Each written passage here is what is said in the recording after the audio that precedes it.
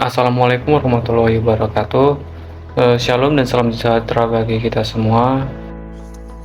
Pertama-tama perkenalkan, nama saya Marido Yeskil Siombing dengan NIM 2202154 dari kelas 6B. Adapun saya membuat tugas video ini yang bertema bobroknya birokrasi pelayanan di suatu rumah sakit yang dimana tidak sesuai dengan SOP-nya. Video ini dibuat untuk menyelesaikan tugas akhir mata kuliah Reformasi Administrasi Publik. Oke, langsung saja. Pertama-tama saya akan menampilkan satu video yang dimana ditampilkan bahwa di suatu rumah sakit terdapat pelayanan yang buruk, dimana sangat mengecewakan pasien tersebut. Dan sampai ini beritanya masuk berita nasional gitu. Gak ada alternatif di rumah sakit ini. Mau tahu saya? Ya, udah Gak ada alternatif. Gak kasihan dia. Seorang pria mengamuk di RSUD Kota Dumai Selasa kemarin karena kecewa dengan pelayanan pihak rumah sakit. Saking kesalnya, dia bahkan melemparkan foto ronsen dan sendal karena merasa tidak dilayani dengan baik saat berobat. Profesional dia. Wanita yang berada di sampingnya hanya bisa menangis sembari menenangkan emosi pria tersebut. Di puskesmas. Saya gugat nanti. Saya gugat wartawan ini ekspor. Petugas kepolisian dan keamanan RSUD mencoba mengatasi amukan warga. Adapun kebobrokan lainnya ini dari sistem rujukan BPJS yang terbelit-belit dan banyak pasien yang miskin yang ditolak karena surat rujukannya itu belum lengkap dan atau karena sistemnya yang jaringannya terganggu gitu.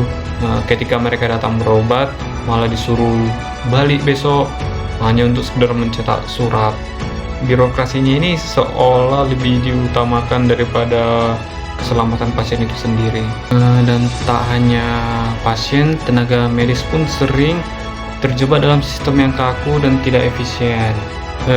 Dokter dan perawat yang seharusnya fokus pada penyembuhan pasien justru terbebani dengan pelaporan yang berlapis-lapis yang harus dilaporkan ke atasannya dulu, seperti dokter pusatnya gitu untuk bantuannya, melaporkan ke sistem, melaporkan ke atasan atau ke sistemnya gitu. Ketika pelayanannya buruk, manajemen pun saling lempar tanggung jawab gitu.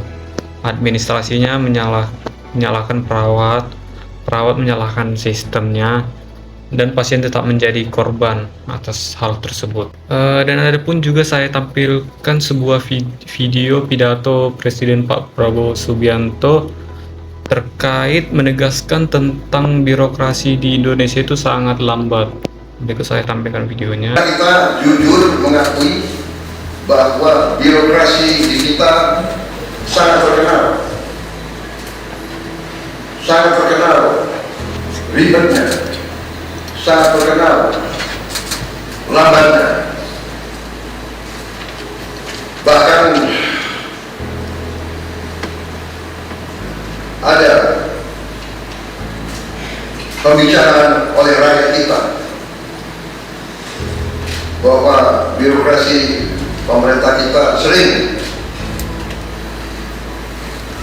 mempersulit bukan mempermudah keperluan rakyat. Bahkan ada yang mengatakan kalau bisa dibikin sulit, kenapa dibikin mudah? Ini saya minta menteri-menteri sekarang, mari kita lebih berani, mari kita lebih tidak ragu-ragu untuk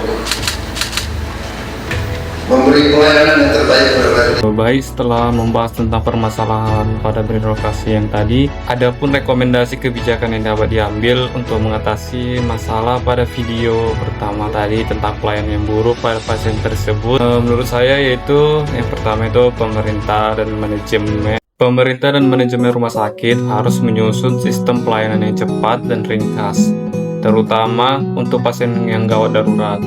Yang kedua itu menerapkan sistem digital mulai dari pendaftaran rekam medis, rujukan hingga antrian obat.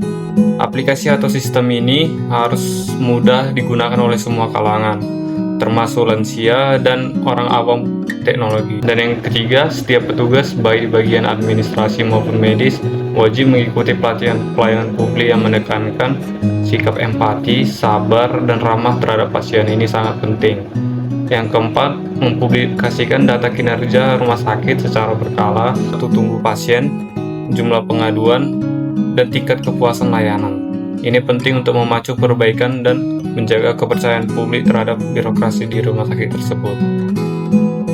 Setelah menerapkan rekomendasi kebijakan tersebut, mungkin dapat mengurangi atau bahkan ataupun mengatasi masalah pada suatu birokrasi di rumah sakit manapun yang masih memiliki masalah seperti di video awal tersebut. Demikian yang dapat saya sampaikan dalam video ini. Jika ada kata yang kurang berkenan atau yang tidak dapat diterima, saya mohon maaf. Terima kasih.